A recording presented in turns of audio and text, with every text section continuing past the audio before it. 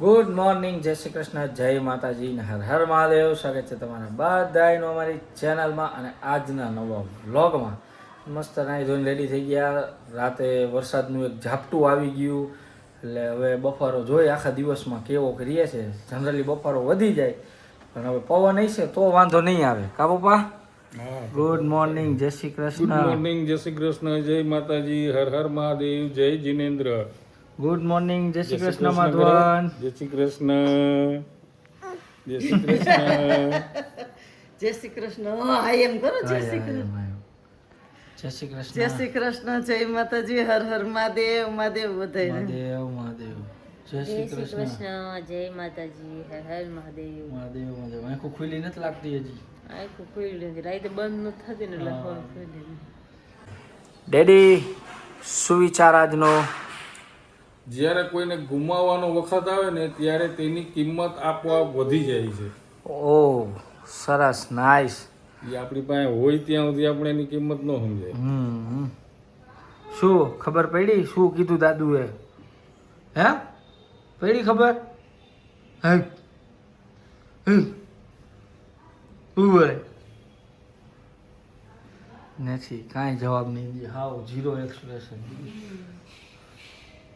હા હા હા હા હા હા. સુઈ જતા હોય તો રાતે હરખા. પંખો ધીમો છે ને એટલે જો તરત પંખામાં નજર તો બહુ જ કરે. પંખામાં તો તરત નજર કરે. ફૂલ પંખો થશે એટલે તરત જ ખબર પડી સીધો અધર જોઈશે. અને ધીમો કરી તો ખબર પડી જાય. આપણે પહેલા જ પંખાને ઓળખે. પંખા વગર હાલતું નથી ને, ગરમી એવી. પાછા હુગડા એવી રીતે ને કે પંખા વગર નજર પહેલેથી જ આપી હોય. ઊંઘ આવે. મમ્મી ને પપ્પા ને લોકો ગયા હતા માધવાને લઈને મંદિરે. મંદિરેથી આવ્યા અને માધવ રસ્તામાં સુઈ ગયો. નવડાવ્યો હતો ને માલિશ કરીને તો ઘડીક વાર રોયો પણ આવીને જો મસ્ત સુઈ ગયો. અને અમે માધવનો કબાટ સાફ કરવા કાઢ્યો છે. જો અને મમ્મી માધવનો કબાટ ધોયા છે. આખી ભીની થઈ ગઈ છે. આખું બધું ભીનું થઈ ગયું. કપડાં બધું આ કાઢ્યું છે. એને એવું છે ખબર નહીં કેમ જોઈએ છે ને તો એ અંદર ડાઘા રહી જ જાય છે. કેમ રહી જાય એ નથી ખબર પડતી. હાઈ લુઈ નાખવું પડે તો હાલે એમ છે ને તો થઈ જાય છે પાછા કાળા ડાઘા થઈ જાય અંદર. ખબર નહીં કેમ. હવે મને પાછા ઉપરથી આવ્યો વરસાદ આવે છે. કહેતા હતા વરસાદ નહીં આવે પણ ચાલુ થયો છે. હવે જો કન્ટિન્યુ રહે ને તો સારી વાત છે. વરસાદ આવ્યો ને ઉપરથી કપડાનું સ્ટેન્ડ કાઢવું પડશે કેમ કે હવે બહાર કપડાં રહીએ ને પવન છે પણ વરસાદ આવે ને કપડાં ભીના થતા જાય ને એક બાજુ સુકાતા જાય પછી વાસ આવે કપડામાંથી. એટલે પપ્પાએ કહ્યું કે ઉપરથી સ્ટેન્ડ કાઢી દો. જમવાનું બાકી છે, મમ્મીને લોકો જમી લે પહેલાં, પછી પપ્પા સ્ટેન્ડ કાઢીને ફિટ કરી દે એટલે કપડાં બધે સ્ટેન્ડમાં નાખી દે એટલે હું પંખા નીચે રહીએ ને તો હુકાતા થાય. અત્યારે અંદરની રૂમમાં સ્ટેન્ડ રહે એમ નથી કેમ કે આ બાજુ ઘોડિયું હોય, એક બાજુ કબાટ છે અને એક બાજુ પહેલાંમાં સ્ટેન્ડ અંદર જ રાખતા કેમ કે અમારા અંદર રૂમનો પંખો ફૂલ હોય એકદમ. એટલે અહીંયા કપડાં સ્ટેન્ડ અહીંયા નીચે રાખીને એટલે કપડાં સુકાઈ જાય મસ્ત. એટલે હવે આ રૂમમાં સ્ટેન્ડ રાખવું પડશે. હોલનો પંખો ચાલુ રાખવો પડે. રાતે રાખીએ ને તો રાતે રાખીને આખો દિવસ કામ પતાવી દે એમ. મમ્મીની લોકો મંદિરે ગયા હતા. એમાં એવું હતું કે દર્શન કરવા મમ્મીને જવાનું જોઈએ. તે સવારે ઉઠો ને મમ્મી કીધું જાગે છે ને ત્યાં સુધી લઈ જાવ ને તો એ રોવાનું ચાલુ કરશે ને પછી ઊંઘમાં આવે ને પછી ન રહે. ગમે તે તમે લઈ ગયા ને ઊંઘમાં આવે ને એટલે બહાર લઈ જાવ ને તો આમાં મને ખબર છે બહાર જશે ને એટલે સુઈ જશે. ઘરે આવ્યો ને ત્યાં સુધી તો મસ્ત એક ઊંઘ કરી લીધી એને ત્યાં સુધીમાં હૂતો છે. તો ચાલો બધી સાફ સફાઈ કરી રસ્તામાં ગાડીમાં છે ને આમ કરતો થાય ખુદ પણ નવડાવ્યો હતો ને એટલે નવડાવીને કીધું હાલો એક તો કીધું અત્યારમાં નવડાવી દઈને દર્શન કરવા જઈને લેતા જાય તો રસ્તામાં જાય એવી નીંદર આવે ને આવે એવી નીંદર. હાલો તમે જમી લ્યો. જો માધવનો કબાટ એકદમ મસ્ત સાફ થઈ ગયો. એના કપડાં જે બધા ટૂંકા થતા હતા ને એ બધા કાઢવાના હતા મારે. એ બધા કપડાં ટૂંકા થતા હતા એ બધા કાઢ્યા, અલગ કર્યા બધાય. મસ્તનો ગોઠવી નાખ્યું. જેટલી વધારાની વસ્તુ હતી ને એના કબાટમાં એમાં એટલી બધી વસ્તુ ભરી હતી. એ બધું કાઢી નાખ્યું. મારી ફ્રેન્ડને મળવા ગઈ હતી, એને મળીને આવી. ત્યાં તો સાહેબ આવી ગયા હતા. 2-3 તો ફોન કરી દીધો હું આવીને ત્યાં.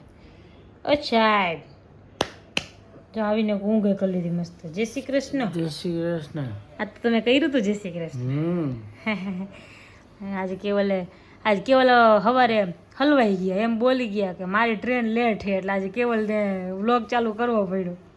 એવું કાંઈ ન હોય તો કરી નાખીએ ઓલું કટોકટી હોય ને ત્યાં એમ થાય પછી 2 મિનિટ સારું ટ્રેન વહી જાય ને પછી વાહે બીજી ટ્રેનમાં આવું ને બધું છૂટું છવાયું આવવું પડે. બરાબર. હાલો ભૂખ લાગી. ઊંઘ થઈ ગઈ ને થોડીક વાર. નથી થઈ હજી જમીન હોઈશ. આવું કરવાનું ઈચ્છા નહીં ચાલે. નો ડેડા નો નો નો નો. હા ચાલો જમવા આવે થઈ જ ગયું. હાલો બોલાવા જ આવી હતી કેવું. તો ગયા હતા આશીષની ઘરે અને અમે નીકળ્યા ને પપ્પાનો ફોન આવ્યો કે માધવન ઉઠો તો કીધું હાલો કાંઈ વાંધો નહીં અમે નીકળી જ ગયા હી હમણાં પહોંચી જાય 2 મિનિટમાં. તો એ પહોંચ્યા ને તો આ જો 2 માં દીકરો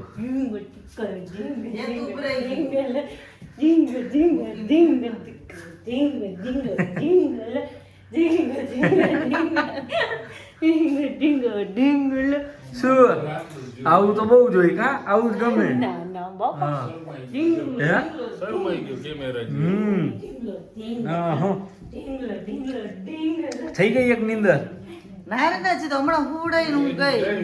અચ્છા એવું છે. આજે મને ઠંડી મને એમ કે અમે આવ્યા ત્યાં તમે આવ્યા એટલે નીંદર થઈ ગઈ કીધું. ના ના તરત જ તમે ગયા ને ઉઠી ગયો પછી પાછો હોઈ ગયો તે હોડે ને પછી આજે હમણાં જ હું ગઈ પાછો તરત ઉઠી ગયો. ફેન ક્યાં ફેન? મેં તો હવે હું તો રહેશે તાર પપ્પાને કીધું હું હવે હુઈ જાઉં. ફેન હા, બરાબર છે. ફેન ક્યાં? ઓ માધવાન ફેન કરતો પાછું કરતો. ઢીંગલા ઢીંગલા ઢીંગલા ઢીંગલા ઢીંગલા ઢીંગલા જો ઢીંગલા. આવું જ બધું બહુ ગમે પાછું ભાઈને. જો અંદર રૂમમાં આવ્યા તો માધવનભાઈને પડી ગઈ છે સવાર મસ્ત મજાની એની એટલે ખાવા બેઠો અને ખાઈને પછી હવે અત્યારે રમતે ચડ્યો જો પાછો. એ માધવ શું નથી નો નો નો નો કીધું હે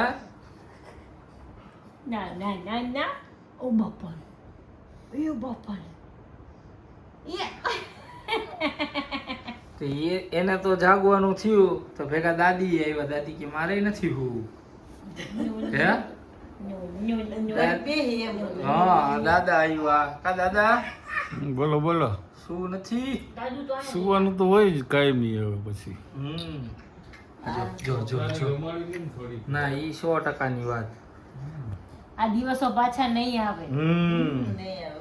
જેટલું મળે ને enjoy કરવાનું એને ટાઈમ એની જોડે ટાઈમ સ્પેન્ડ કરવાનું મળે ને એટલું કરી લેવાનું.